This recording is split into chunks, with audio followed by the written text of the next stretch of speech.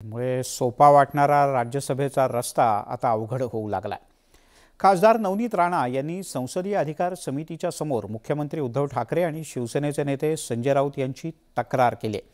समितीच्या समोर आपण आपली व्यथा मांडल्याची माहिती स्वतः राणा यांनी दिली। मुंबईत सुरू झालेला राजकीय संघर्ष आता दिल्लीमध्ये कोणत्या वळणावर पोहोचतो हे पाहणं महत्त्वाचं आहे।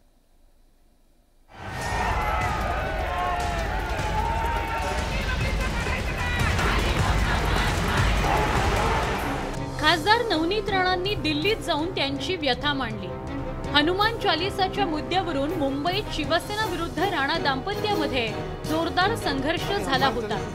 राणा दाम्पत्याने मातोश्री बाहेर येऊन हनुमान चालीसा म्हणणार असल्याची घोषणा केली होती। हे मातोश्रीचे बाहेर आम्ही करणार आहे। त्यामुळे शिवसैनिक आणि राणा दाम्पत्यात तणाव निर्माण झाला होता। प्रक्षोभक विधान करून कायदा आणि सुव्यवस्था बिघडवल्याच्या आरोपाखाली 23 एप्रिलला राणा दाम्पत्याला अटक झाली होती। 5 मेला राणा दाम्पत्याची जामिनावर सुटका करण्यात आली। सुटकेनंतर राणा दाम्पत्याने 9 मेला लोकसभाध्यक्ष ओम बिर्ला यांची भेट घेतली होती। आता नवनीत राणा यांनी संसदीय अधिकार समिती समोर त्यांना आलेले अनुभव कथन केले।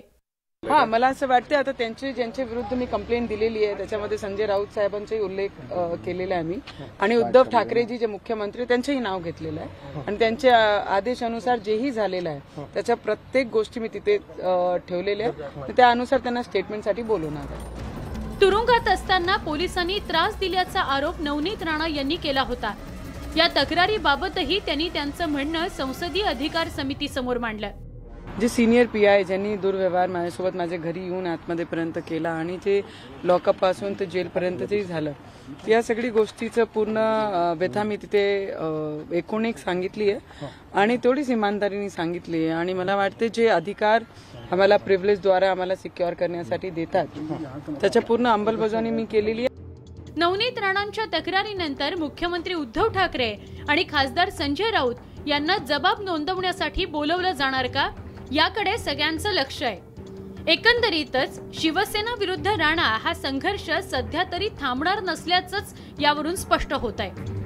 Bureau report, news 18 Lokmat.